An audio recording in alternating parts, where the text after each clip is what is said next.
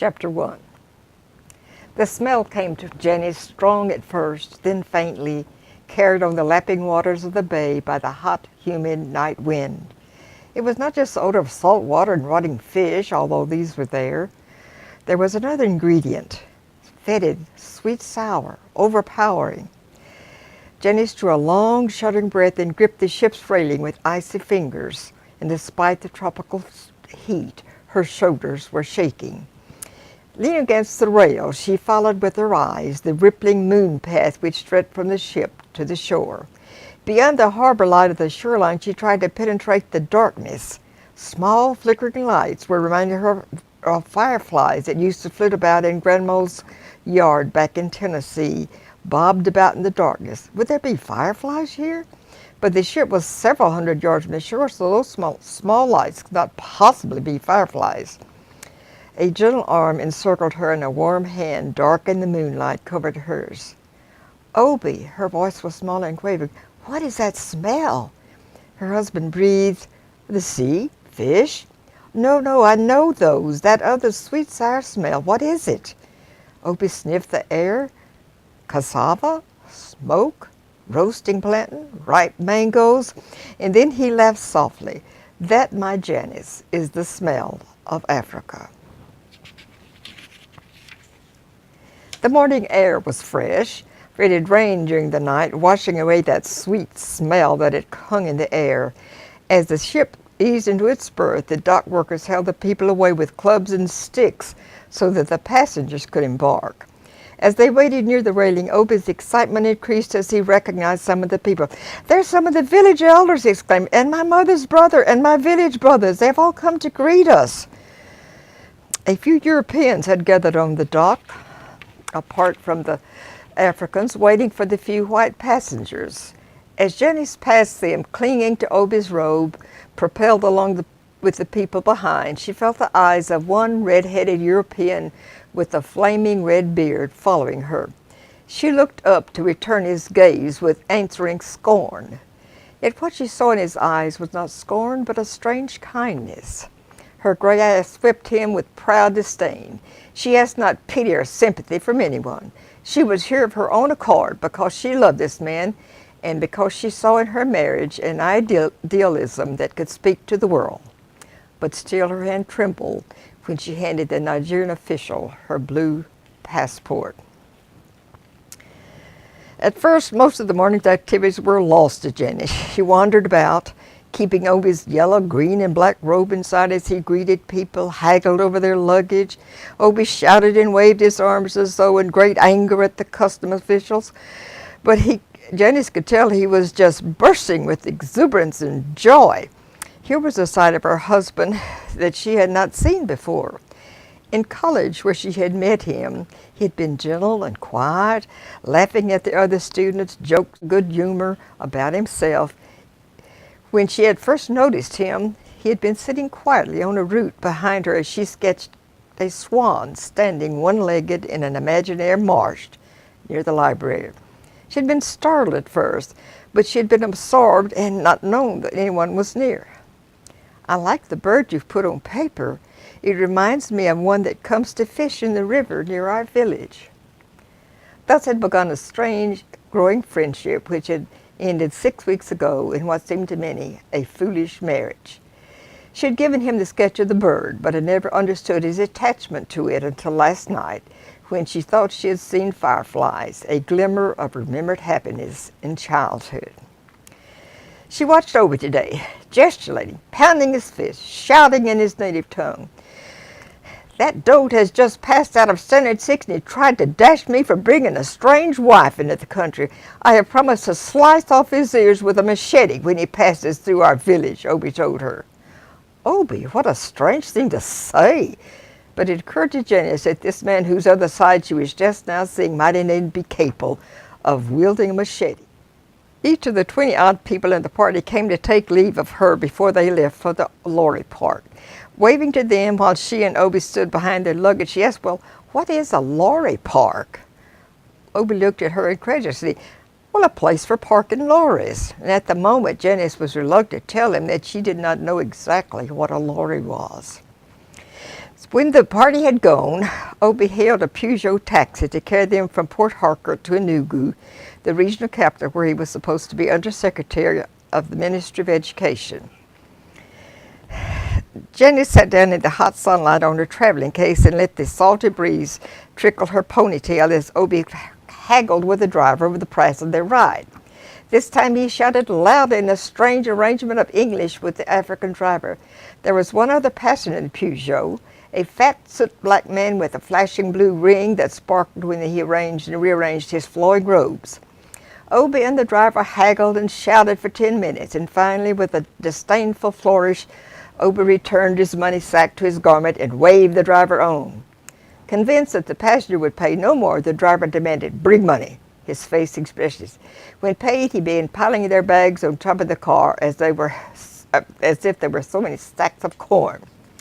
"Why did you speak to him in English?" Janice asked as their bags were tied on top.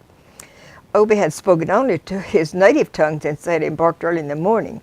Obie replied scornfully, "That dolt is Yoruba. If he understands anything, my Igbo ears could not bear to hear him desecrate our language."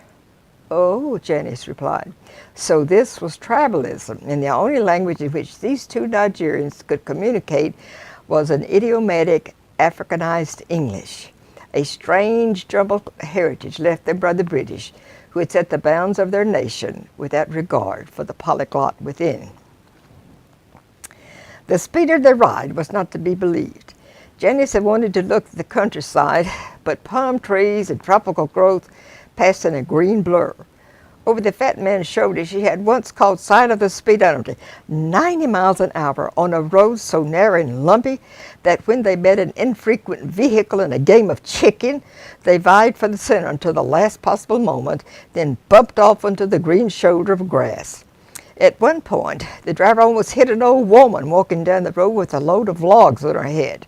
The poor soul, trying to give them birth, lost her balance and fell face downward into the ditch. Her wood strewn around her, but still the driver sped on, and only Janice turned toward the rear window to see if the woman would get up. "Why is he driving like this?" Janice asked of Obie. "He is a Yoruba," the Igbo shrugged. "Well, I shall ask him to slow down," Janice said. Obie only shrugged. "Driver," she said, "I think we should not go so fast. I want to see the country. It's my first day in Africa." "It is only bush with palm trees," the driver said, in no way slackening his pace. "Have no fear, madame. I am good Catholic. I wear my St. Christopher medal. See?" And taking his eyes from the road, but not his foot from the pedal, the driver turned to show her his silver disc. "Oh!" Janice covered her face. After a moment, when the car amazingly was still on the road, she ventured another look. "Please," she tried, "I'm not Catholic, and St. Christopher may not have time for protecting me." "You must become Catholic," the driver assured her seriously. Obie seemed to be enjoying the situation, but he chuckled when he observed, "Well, I thought all Yorubas were Baptists or cherubim and seraphim." The driver turned his head once again from the road. "It is true in Western region. I am Baptist. In Eastern region, it is better to be Catholic." "It is better to be Muslim," the fat man in the front seat offered. "What Allah wills will be." "Amen," the driver nodded emphatically. "Well, what is he anyway?" Janice asked. "A pagan." But whatever the religion, the conversation had served to slow his speed, and Janice was grateful. She said, closing her eyes, "Oh," and the driver began to sing, "Onward, Christian Soldiers," at the top of his voice. The Muslim man was only going so far as I'm sorry, I can't remember to say that word. Umohii. And when they let him off, Janice learned of lorry parks. Great vehicles with makeshift bodies were parked on every angle as people, goats, chickens, and merchandise vied for the sagging tailgates. Some of the lorries were crammed to capacity, but still they waited, hoping he struck a 5 shilling pound from a hapless driver. Between the vehicles, hawkers shouted their wares, the bulk of which was carried on their heads in pans, baskets, and buckets. Janice decided to get out of the hot car and stretch her legs while the driver completed sanctions with his other passenger. When the door opened, she stumbled over a woman sitting flat on the ground, practically under a nearby lorry, which hated her as she nursed a child with a scabious knee and a great elongated head. "Oh, I'm sorry," Janet apologized. The pilot turned eyes to look at the woman. It regarded her obliquely for a moment and then returned to its mother's long, strap-like breast, holding the knotty end with tiny claw-like fingers. The mother stared straight at the ground in front of her, giving no indication that she had heard. "We are ready, madame," the driver called. Janice turned to get back in the car and stooped to step in. "That will be £1 more." "What will be £1 more?" Janice said. "Well, madam has left the motor. A new journey will begin when she enters the motor. She must pay £1 more." "Why, it will not be a new journey. My husband has agreed for our entire price to Nugu. He will not pay £1 more because I have stepped from this car in a minute. Madam will pay. Madam will not pay." Obie, deep in some papers during his new position, up to his point had been oblivious to his wife's predicament. "I will not ride in this car. I will take a lorry before I will be robbed like this." Then the driver appealed to Obie at the shame of it. "Madam cannot ride in a lorry. It would be proper. It is only £1 I ask. For a man in a master's position, it is nothing." "You are a thief," Obie told the man. "It is only £1. I'm a poor man. Madam has caused me much trouble." "Obie, do not pay him. I will ride in a lorry." The Igbo regarded the Yoruba with scorn. "It is not an easy way to travel, Janice."